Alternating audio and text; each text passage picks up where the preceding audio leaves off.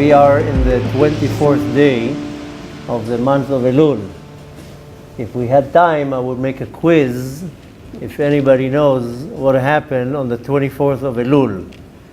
So I'm sure if you go to Google and you write what happened the 24th of Elul, something might pop up. But usually it's pretty rare that the Torah or the Tanakh in total gives dates. Very few times the Torah, and especially the Tanakh, will come with a specific date about something that happened. But when it does, then obviously that's something big. So we know certain times when the Torah mentions the dates or the days, and we can understand from that that's something very big. And a lot of the prophecies, and even most of the prophecies, were also not, we don't know exactly when they happened. But on the 24th of Elul, a very powerful and specific prophecy took place, which affects the day all the way till our generation. And like I said before, to save the time, we'll save the quiz. But there is a prophet that he's not so known. I mean, the known ones, Zechariah, Yeshayahu, Yechezkel. There's a few prophets that are not so much on the map. One of them is Haggai the prophet. Haggai the prophet has only 2 chapters in the Trei Asar book.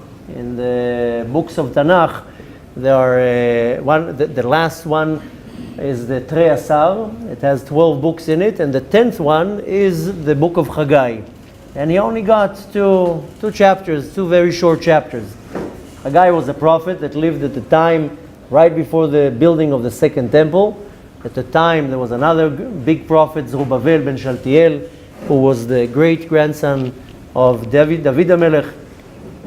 Nevertheless, very specifically it says that on this date, on the 24th day of Elul, it says as follows: Bayom ha-24, on the 24th day, Lachodesh Bashishi, on the 6th month, which is Elul, Beshnat Shtayim leDaryavesh HaMelech, in the 2nd year for the rulership of the king Daryavesh. Then he had a prophecy, but a very specific and powerful prophecy. And that's the day that the Kadosh Baruch Hu gave him the green light to start building Beit HaMikdash, the second Beit HaMikdash.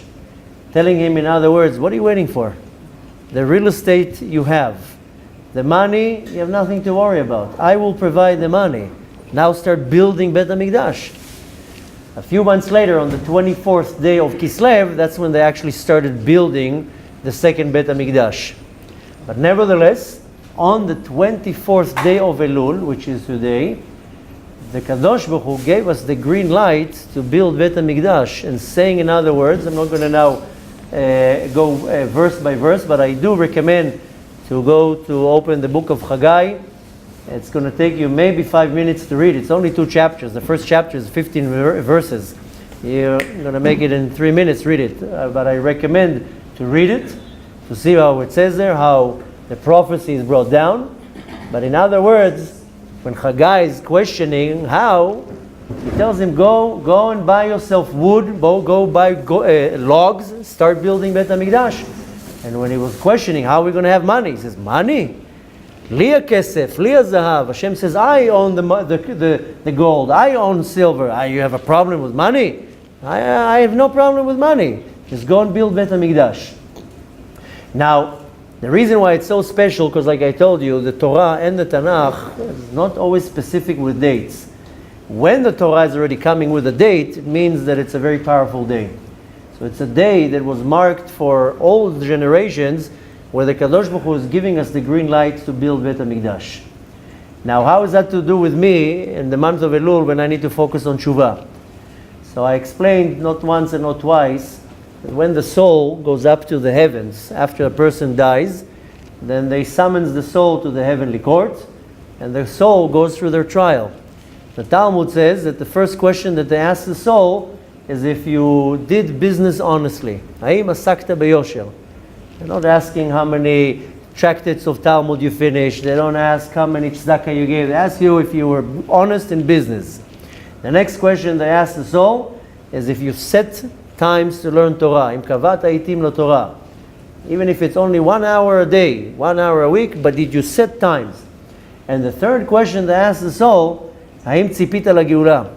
Have you anxiously expected and waited for the redemption? Now, just imagine, if this is the third question in line, how important is the fact to, I'm using the word anxiously, but to wait for the redemption. This is one of the 13 principles. ובכל יום אחכה לו שיבוא. Every day I have to wait, as they say, in Yiddish they say on Spilkes. I'm waiting for Mashiach to come. I have a suitcase ready. I have the clothes ready.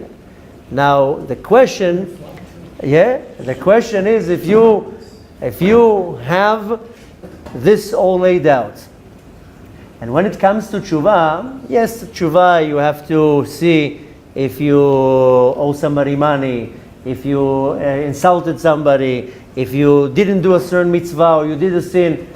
But a big part of your Teshuvah is that, are you really waiting for the redemption? That's something that you have to ask yourself at least once a day, if not 50 times a day. But then you get to the $1 million question that you have to ask yourself at least 10 times a day, is what am I doing to hasten the redemption and to make sure that the redemption comes faster and that I'm included in that redemption. Now, if that's not one of the sections on your list, your situation is very bad, because the heavens see it as one of the most important things, is how are you involved in the building of a Beit HaMikdash. So if we go first of all to what's called the personal level, Bezeir Anpin, in your personal life, then your house is a Beit HaMikdash. Your office is a Beit HaMikdash. Your mind is a Beit HaMikdash. Everything that you own is what's called a Mikdash Me'at. Is your mind a Beit HaMikdash, where a place where God can dwell? I don't know about you. I can't read minds. I can tell you only about my mind. The question is your house a Beit HaMikdash? Can Hashem dwell in your house? Is He dwelling in your house? Or is there tum'ah and impurity in your house? So your mind, your heart, your business, everything is a Mikdash Me'at. Your synagogue even. Is your synagogue a place where you hang out? Or is a place where you pray? It's a Mikdash Me'at. Every place that has a Sefer Torah, there's a Kedusha, there's a Shekhinah there. You have to ask yourself on a daily basis, am I a walking Beit HaMikdash? I mean, we know, of course, Bezeir Anpin, in a small way. But I'm sure you're familiar with the famous verse in the Torah, V'asitim li mishgdash v'shachanti betocham. Build me a sanctuary and I will dwell in them. A famous question from the commentary, why does it says betocham? Plural. It should say betocho, in it. So, the commentary says, betocham betoch kol echad mimkem, in each and every one of you. So I'm a mikdash. Now, am I really building a Beit HaMikdash here, or am I destroying a Beit HaMikdash? So if my thoughts are not pure, and my speech is not pure, and my action is not pure, then do I have a Beit HaMikdash? Am I building a Beit HaMikdash? I'm not building a Beit HaMikdash. I'm destroying a Beit HaMikdash. Last month, if you remember, we started a course about Ilchot Lashon Hara, and we mentioned, we read sources from the Talmud, from Halacha, saying that if a person speaks Lashon Hara, it's like he's destroying the world. So if you use false language, you lie, cheat, slander, you're not building a Beit HaMikdash. So the Kadosh Baruch Hu comes and tells you, in other words, you are ready, the world is ready, build a Beit HaMikdash. Now, are you involved in building a Beit HaMikdash? Forget about now the big Beit HaMikdash. Your own Beit HaMikdash. Now you have to ask yourself that, if not once a day, then at least 50 times a day. That has to be probably one of the highest things on your list, is the redemption, the coming of Mashiach, the building of the Beit HaMikdash. If that's not in what's called, I don't know how you say it in English, in Hebrew it's called Rosh Ma'ayanai, at the head of what bothers me, at the head of what occupies me. Mashiach coming, when is he coming? What do we do today? Do I do a mitzvah today? Did you do a mitzvah today? I mean, if you're not sitting, like I said before, on shpilkes with thorns in your tuches, that every move Mashiach can come, then you're lacking a big piece of your Avodat Hashem. And so, we have to take this day, today, the 24th of Elul, where the Kadosh Baruch Hu is already opening the doors in the heavens, telling us, in other words, through a prophet, Beit HaMikdash is ready to be built. What are you doing? Go to Haggai, read the first chapter. Basically saying, in other words, what are you doing? You're sitting without doing nothing. That's what the prophet says. That's the prophecy he got. And again, I repeat myself like a broken record. Go to the book of Haggai. It's only 2 chapters. Read it. Maybe it will smack you in the head, because it says there clearly, you are sitting and not doing nothing. Now you have to ask yourself, am I really sitting and not doing nothing?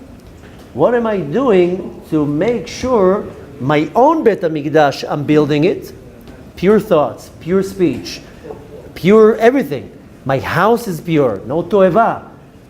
No junk in your house, no junk in your mind, no junk in your business, no junk in your phone. Whatever it is, everything has to be kadosh. We just read now in 2 parashot, Uvi'arta hara mikirbecha, both in Kitavo and Kititze, that we have to remove all the junk from the house. And you say, I got rid of all the junk from the house. Last week we read in Kitavo about the Tene, about the Bikurim, that you have to go to the Kohen and say, Bi'arti hara mikirbi, I cleaned all the junk from me. So building a Beit HaMikdash is not necessarily the real estate that we're talking about in Yerushalayim. First, build your own Beit HaMikdash. But more than that, when you want to look at it on a more universal scale, then what are you doing to participate in the coming of Mashiach? Now, every person has their task, their part. You can say, listen, I wake up in the morning, I make an effort to come to pray. 3 times a day I pray. I pray 3 times a day. I make my part. I put tefillin on. I read Tehillim. I learn Torah. I give charity. I try to strengthen other people in their faith. I try to inspire other people. Observe Shabbat, whatever. But if you don't have in the back of your mind, how are you participating in the redemption? Who says you're going to be included in the redemption? So you have to take this power of the day, and this is a huge part in the Teshuvah. I know a lot of people say, "What's it going to do with my Teshuvah?" Okay, Beit HaMikdash is Beit HaMikdash. My Teshuvah is my Teshuvah. That's a huge part in your Teshuvah. Huge part. Because if you do not participate in building the Beit HaMikdash, then a huge part of your Teshuvah is lacking one of the biggest components. And that's for our sages on purpose tell us, don't think that the redemption or coming to the redemption has nothing to do with your Teshuvah. This is one of the first questions that they ask you in the heavens. Have you waited? Ta'im tzipita lageulah. Have you anxiously waited when every time you heard a jet flying over your head here in Tzfat? Did you say, okay, maybe the redemption is coming? What's happening?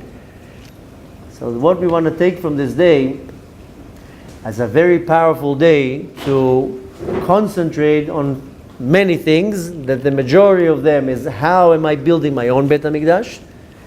How am I concentrating on building my Mikdash, my Mikdash Me'at, my thoughts, my house, my shul, my phone, my business. Everything has to be kadosh. And the next one is how am I participating in the global effort of bringing the Geulah and building the Beit HaMikdash. And the Kadosh Baruch Hu is telling us it's ready to build, but you have to do it. I'm not going to do it for you. You have to do it. So again, I will conclude by saying, go to the book of Haggai, read it. It's only 2 chapters. It will take you exactly 5 minutes. Read it with the translation, without the translation, as long as you understand, to see the Kadosh Baruch Hu is telling us, in other words, it's ready, now you have to do something. I'm not going to do anything if you don't do nothing. Now, what are you doing? What are you doing to build your Beit HaMikdash, and what are you doing to hasten the Geulah? It's an auspicious time. The other day, you saw yesterday the gentleman that was sitting here, and he was crying, not with tears, but complaining, I thought Mashiach is going to come in Tafshin Ayin Tet in 5779. He was convinced Mashiach is coming. He was very upset. Told him, we still have another week. We're only in the 23rd day of Elul. You have another 6 days. Well, you know what you can do in 6 days? The Israeli army conquered 4 armies in 6 days. We can't bring Mashiach in 6 days. We can bring Mashiach in 6 minutes. So all you need to do is figure out what's the loophole, how to bring Mashiach. I can give you a few hints that the major thing that is blocking the coming of Mashiach is the fact that we're all separated. We need unity. We need achdut between everybody. We need to have only avat chinam, unconditional love. So what if somebody's a little bit different from you? Talks a little bit different, dresses a little bit different. He's Ashkenazi, he's Fardi. Who cares? We have to completely annul any type of baseless hate, any type of sinat chinam, and establish unity, achdut, and to know how I'll say it in a not nice way, to tolerate each other. Okay, so you're different. I know I don't like how you behave and you don't like how I talk, but we can tolerate each other. We can be nice to each other. We don't have to slander each other and go against each other. The point is that we have to do a step. We have to take a stand, because if not, Hashem is saying, I'm waiting for you to do something. Don't worry about money. I'll provide the money. You just do the step. You just do the effort. B'ezrat Hashem, hopefully in this powerful day of the 24th of Elul, we're going to be able to make a change in the universe to convince the Kadosh Baruch Hu that we are not only worthy, but rather that He should bring to us the physical third Beit HaMikdash. B'ezrat Hashem, we should have the merit to see it with our own eyes very soon, ascending on Beit, on Temple Mount, that we can finally see with our own physical eyes the coming of Mashiach.